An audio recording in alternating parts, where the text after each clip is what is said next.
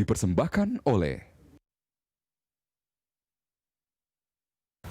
Anda kembali di CEO Talks, pemirsa, kita masih bersama dengan Pak Teddy. Kita akan membahas yang sedikit personal nih. Selain daripada membangun sebuah perusahaan yang besar seperti Cashless, tentunya ada waktu-waktu kosong ya yang dipakai untuk keluarga. Betul. Itu Sabtu Minggu biasanya Pak Teddy? Ya, Sabtu Minggu atau mungkin setelah pulang kerja gitu ya, masih ada waktu. Harus disempatkan gitu ya? Oke, nah saat ini anak-anak ada berapa kalau boleh tahu? Anak saya ada 2. Istri 1 ya? Istri 1. Dan anak saya umurnya 6 tahun dan 4 tahun ya.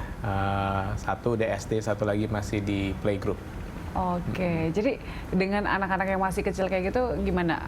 Ada komplain nggak kok bapaknya gitu, papahnya sibuk bekerja terus kayak gitu? Atau sebenarnya udah memaklumi gitu? Udah biasa kali mungkin ya. Malah yang lucunya adalah sekarang anak saya ini kan sering banget buka YouTube gitu ya, dan every once in a while kadang-kadang suka ada saya di YouTube itu juga, dia selalu bilang wah papa ada di YouTube gitu kan, so lucu juga sih gitu ya. Oke, jadi kayak udah ngeh gitu ya bahwa papa saya itu sedang running perusahaan yang cukup terkenal nih gitu ya, jadi sering muncul di YouTube gitu ya. Bagaimana dengan istri? Karena konon katanya seorang pria yang sukses di baliknya itu ada istri ataupun perempuan yang juga sangat mendukung begitu. Ya, saya rasa dukungan keluarga dan istri itu penting ya untuk kami melakukan, saya sebagai kepala keluarga untuk melakukan decision like every day itu adalah decision making yang kita mesti lakukan dari pagi kita bangun, habis ini mau ngapain, kemudian apa yang kita mesti lakukan, meeting sama siapa, kemudian coaching siapa dan lain-lain. Menurut saya itu adalah suatu rangkaian dari keputusan-keputusan ya, dan support dari keluarga itu penting untuk keputusan yang saya lakukan. Bahkan sangat berpengaruh ya dalam pengambilan keputusan keluarga itu. Betul. Oke, biasanya apa? Ngobrolin apa sih sama keluarga? Bahkan yang serius soal kerjaan juga atau gimana sih Pak Teddy? Keluarga saya sih terus terang adalah keluarga yang cukup majemuk ya, dan tapi kami sangat serius gitu kan. Jadi kakak dan kakak-kakak saya juga ada di financial industry, nggak sedikit dari mereka juga ada di bank dan juga di multinational companies gitu ya.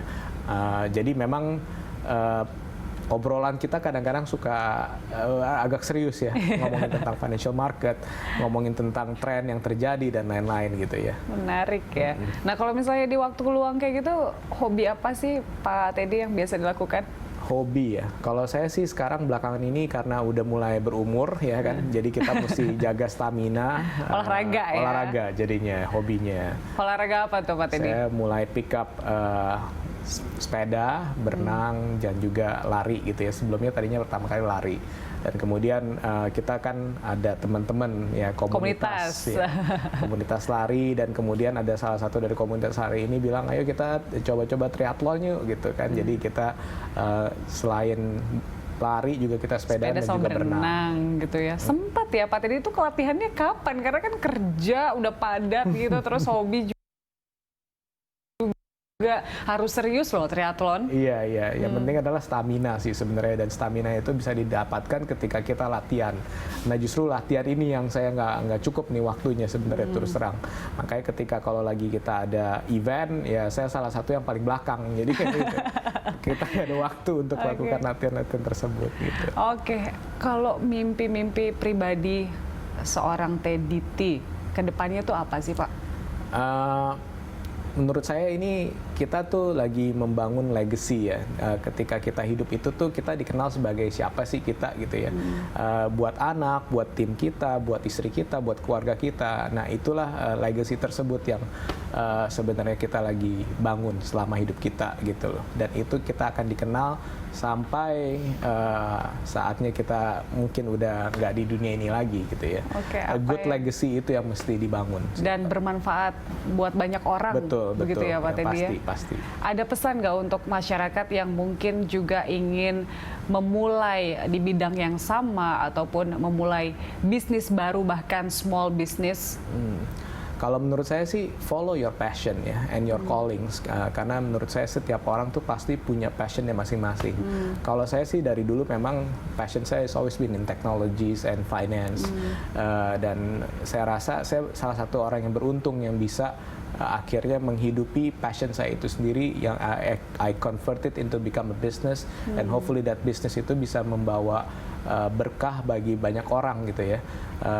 Tapi pesan saya adalah just follow your passion and your callings, karena dengan Apapun itu ya. apapun itu, kalau passionnya adalah calling saya masak ya udah masak gitu kan. Kalau passion and calling saya adalah fotografi ya fotografi.